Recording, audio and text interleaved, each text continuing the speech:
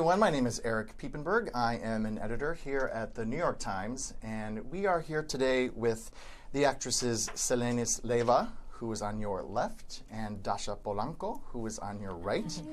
And you may recognize them from the show Orange is the New Black. But we are here today to talk to them about a new project that they are in. It is a comedy drama, a play, called Tell Hector I Miss Him at the Atlantic Theater Company, written by a young Puerto Rican playwright named Paula Lázaro. Yeah. So welcome to you both. Thank you for being here today. Thank you. Selenis, why don't we start with you? Tell us a little bit about what the show is about, and maybe explain what kind of a theatrical voice does Paula have as a writer? Well, Tell Hector I Miss Him takes place in Puerto Rico. We transport the audience to the island of Puerto Rico, where we meet a series of people, all struggling with love, all struggling with what love means to them, how love changes them, and how change affects relationships. So it really is a love story. It's basically 12 people trying to either find love or hold on to love. And Paola's voice is raw. One of the things that I loved about her play in particular, when I did the reading of it a year ago, was that she's just so raw.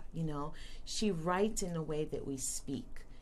So it was a little challenging to memorize those lines. Yes. With the those things are harder to memorize. There's a rhythm.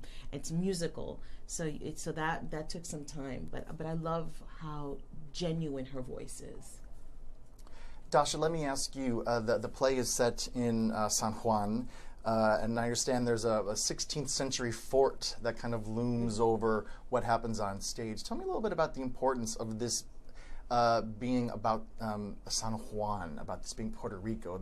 It's important that this is set there. Tell me about the importance of that in the play. Well, it's important because it symbolizes colonialism in a very simple, systematic, yet you find sympathy. And I think for a long time people cannot relate or find that connection with what's going on in the island. And I think that the way that Paola wrote the script and the story, it allows people to kind of sympathize with each character in the play and find a connection and truth in the experiences that they have had with what's been going on in the island. There's also elements in this story of the struggle of the community, but also the unity of it, and how they all are united, and how this fort might be built to keep them as outsiders, but it makes them stronger. It allows them to kind of unify and be ready for the outsiders as they're coming in. And when I mean outsiders, I don't only mean people, I mean elements of life. Yeah. Whether it's, the drug influence, whether it's the criminal activity, whether it's just the love and just living in the circumstances. Yeah. And tell me a little bit about Paula herself. How is she to work with? How has she been as a collaborator on this show? Paola has a lot of energy. Well, right? Paola is she's very smart. I'm excited that she's this, the Latina who's writing for us. We needed that. We needed the voice of the Latino community to be heard, and she's doing it in this play. And I can't wait to see what she develops in the future, it's because exciting. There's so much going on, right? I'm very honored to be able to experience this first baby of hers.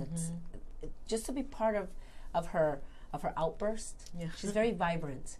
And I think that being part of a cast where it's like majority is Latinos, and to be able to be part of this, or the beginning of a journey of where she's headed, it makes us proud, and it makes she's us passionate, man. She will get up there, she'll scream, she'll cry with you. I remember the first time I read the monologue that I do in the play, and she got up and kicked a garbage can, and I was like, oh, I guess she's not happy. But that was her way of saying she loved it.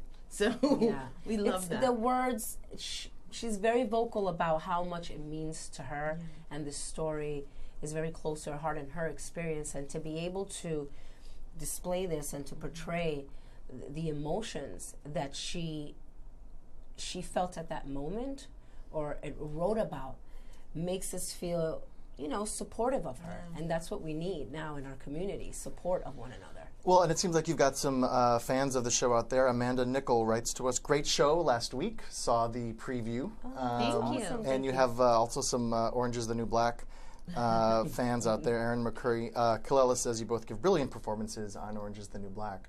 For those of you who are just joining us, we are here with Selenis Levya and Dascha Polanco, who are in a new play at the Atlantic Theater Company called Tell Hector I Miss Him. A question for both of you, whoever wants to start, is coming to the stage. People may recognize you from Orange is the New Black, but what is it like to sort of get on stage and sort of work those theater chops? It feels good. I mean, I haven't been on stage in 5 years. The last time I did theater was at the Cherry Lane Basilica. So, and I'm a theater baby. That's my foundation. So to be back on stage is nice. It's a lot of work. I forgot how exhausting it is, how many hours you put into it. We put a lot of hours on Orange and on sets when we do movies, but there is a difference. You know, I think that there is time for rest. There's a little bit of pampering at times. You know, theater is just really hardcore foundation, non-glamorous, but it feeds the soul. And I was itching to come back, and so it's great. And then Dascha's first time on stage, and to be with her doing it, it's just really, it's been great. It's been a wonderful experience. For me, I only took theater in school. You know, I've only done things in school with the school audience. Nothing off Broadway or Broadway. So for me, it's the first experience, and I tell her every night, I'm like, you know what, I am glad I'm experiencing with you, because I feel like knowing someone allows you to feel that support, or when you feel like insecure in a way of like, I don't know what's going on. Am I tired? Am I okay to be tired? Should I not be tired? But once I'm on stage, there's this sense of like energy and groundness that I feel, and every night I discover something new, and I can't wait for the next day, because I'm like, oh my God, I'm going to try this. I'm going to try something different, and just getting that energy of the audience right there. It's instant gratification. It's so great. It's magical. Let me ask a question from one of our viewers. Zohar Orbach asks, how would you describe the progress for Latin American women in film, TV, theater since West Side Story, for example? How would you describe where It's very scarce. Wow. Well, you know, I think that there's room for growth. I think that we have come a long way in many aspects, but there's still room for growth. You know, I still find it very interesting that we're still talking about, you know, diversity and Latinos in film and in television. As long as we're still talking about that, means that there is a lack. There's something missing, you know. I thought that Orange is the New Black was going to be like this, opening the door to like us and to people who look like us. Genji Cohen seems to be one of few people that still believes in telling stories that are really diverse, you know, and Shonda Rhimes. Like, I think there's still room for improvement. We're still missing at the Golden Globes, we're still missing at the Emmys, we're still missing at the Oscars. And why are we missing? Because nothing is being done, produced with our voices, our faces. So this is why being in a play that is being, that was written by a Latina, directed by a Latino, and has 11 Latino performers is a big deal. So we still have room. There's still room. And also the fact that, you know, I always say, yes, we don't see the actors, but we're just getting that one movie or that one play or that one show written by a non-Latino. And for me, it's very important that it starts here in the writers, to have a playwright that's a voice from a Latina. That's not, you know, an American writing a story about Puerto Rico. It's a Latina writing a story about Puerto Rico. That's where the link is missing. It has to start in the writing rooms. It has to start in directing, the producing. It has to start there so that the opportunities are created more. Yeah. And not just Latinos playing Latinos. I mean, I think that there's room for us to be the superheroes, you know, to be the number one on the show, to be the lawyer, to be the president. I think that there's room for that in casting and studios. So there's still a lot of room. Yeah. Well, we have a comment from Edwin Escalante who says, empowering to see the diversity on screen. Cheers to you both. Thank you. Cheers. Cheers. Also, a question from Danielle Alston-Redder who says, do you feel that it's easier working together on stage now that you have experience working together on series? You know what? That's a very good question. I have something to say about that. We don't have a scene together. No. But we do hear each other in the dressing room. And I feel like if we would have had a scene together, we would have experienced something totally different. Because then the energy's there. But we are supportive of one another. And we do speak about the differences that we experience in film versus theater. That's very true. Yeah. And there is a support. I'm so grateful that we're doing this together because, you know, I think that people come to the theater and go, well, two actresses who are doing TV and film, let's see what they got. So there is a little bit of almost like having to prove ourselves, and the fact that we have each other to support each other and to be honest with each other. I've seen Dascha's character grow in such a beautiful way. It's just, it's great to see that. I wish we had a scene together. Yeah, that would have been epic. That would have been really epic. But we're doing a lot in Orange is the New Black, just FYI. Well, let's move to that topic. A little bit of a spoiler alert for those who maybe aren't caught up, but at the end of the most recent season, Dascha, your character Daya, had a gun trained on one of the guards, and we're not sure what's going to happen. There is a next season of Orange is the New Black, correct? Do you want to break any news here today at the New York Times about what we can expect in the new season, or is that hush-hush? Yeah, we could say one thing. No. We could say a couple of things. We can't say that it takes place in 3 days. 3 days. And season 5 is 3 days. Yes. Its resilience is, yes. So it's a 3-day span of what happens in Litchfield. It's a shift of power. It's no longer guards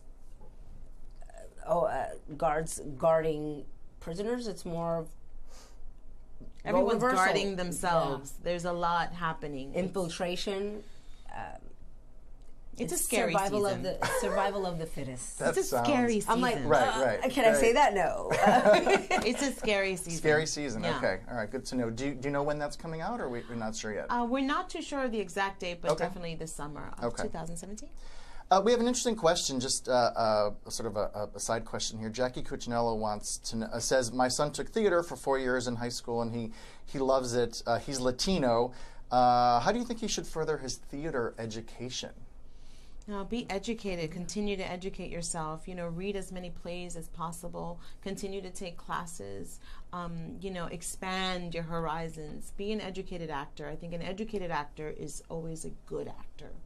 Right? Yeah. And don't give up. Yeah, and you know what? Take classes, script writing, film, like in all the branches of this entertainment field. Because I find that sometimes when we're little, we're just given the option of acting and not of anything else. And I find so much talent. I mean, there's so many programs available for script writing, right? You know, tech. You may find that you love to be, you want to be behind the camera instead of in front of it. So, and that needs to be informed. That needs to be spread. That information, the opportunity and the availability of other branches in this field must be shared with, you know, and explored. Yeah, go for it all. Yeah. Gosh. Another interesting question from a reader, Erica Raza, asks, "How have you ever been treated differently for being Latinas?" I assume she means as actresses, but did you want to speak at all to? Oh, absolutely. As an actor and as a human being, you know, there's constant assumptions being made. You know, when I first started acting, they didn't know where to put me, so I was just exotic, and you know, they'd be like, oh, well, you're going to be the light-skinned black girl, because they didn't know Latinos. I guess 20 years ago we weren't really popular, but but there's a misconception of, you know, our bodies also are a big thing, right? A big topic of conversation. Our features. We have African, we have Taino, we have Indian. Like we're just like a combination, a blend, a fusion of so many different roots that people do not know where to place us, how to react to us. It's like, are we aliens? Like they just don't know. What do we eat? It's very interesting to see the assumptions that are created because of how we look, but also in the acting world. You know, for me, my experience, I just started this. This is my 6th year doing it professionally and actually claiming that I am an actress. And, you know, auditions have been, I've had the opportunity to have auditions, but the results are the same. Either I'm too urban or, you know, I can't play a Harvard, you know, student or... God forbid you sound, you know... Like a person. Like a person. You know, yeah. I think it's very limiting. Sometimes it's very limiting. People see you and make assumptions, and that's a scary... And I think that we're entering a really scary stage where a lot of that is being almost, I don't know, what's the word? People are embracing it. Mm-hmm. Yeah, they're embracing it. So we have to be very careful with that and be open to all. A comment from Chelsea Nicole who says representation matters. Thank you, ladies. Thank you. Thank you. One more question from Daphne Victoria Johnson who asks, do you have advice for actors who have a mixed heritage or mixed background who want to get in the business or want to work in the business? Any advice? Just do it. Yeah. Go for it. Take a risk. Be prepared that people have to understand that it's very difficult. You go home sometimes after an audition, after getting that no and feeling like I'm just not good enough for it, and then you have to shake it up. I mean, we have this conversation all the time where Selenis and I, we feel a certain way because of how we look and because we don't have that security or the same opportunities as white actors, as black actors. We're still auditioning. Yeah. We have to audition for that one role, you know, one line in a movie. That's still the case, even on being on a hit show, an international, worldwide hit show. We still have to go out there and fight for what we want. So I always say to people, if this is what you really want, then you have to go for it. We were told many, many times that this was not something that we could actually do and make a living. I'm glad we didn't listen. Yeah. So don't listen to them. You don't mind, one more question, a really good one, then I think we can wrap it up. Stephen McGee asks, how do you feel about the comedic element of Orange is the New Black? Do you have concerns it might dilute the realities of incarceration? Absolutely not. There's comedy in life. You know, you could be at a funeral and something will make you laugh, not because you're not being sensitive, right? But life is not just one note, you know. I think that it's refreshing that Genji and the writers are able to give you space to breathe. We get hit with so much, right? Yeah. And first and foremost, Orange has brought up a lot of subjects to be spoken about that were not in a long time, that people felt not comfortable speaking about. You know, women in prison, oh God forbid, what's going on? Oh, sexuality.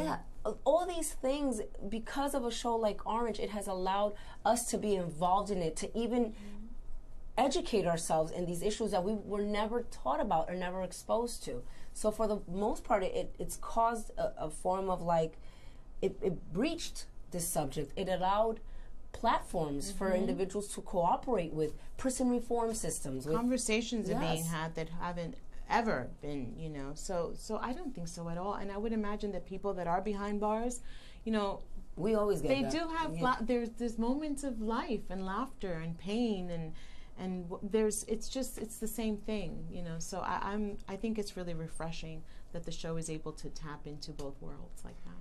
Why don't we finish today with telling us a little bit about where people can see Tell Hector I Miss Him. Tell us when it starts performances, where it is, and how they can go about getting tickets. And maybe just, you know, for those who are joining us maybe a little bit later, tell us again, what is it about and what people can expect. Tell Hector I Miss Him at the Atlantic Theater, Stage 2. We are in previews right now, currently in previews. We open on Monday, January 23rd, and go through February 19th. It's on What's the address? We put it in our Uber all the time. 330 West 16th Street. Log on to Atlantic Theater and purchase your tickets and come on and be transported to the island of Puerto Rico, San Juan, where you will meet 12 unforgettable characters struggling for love. Thank you once again to Selenis Levya and Dascha Polanco. Thank you for your time. Thank you.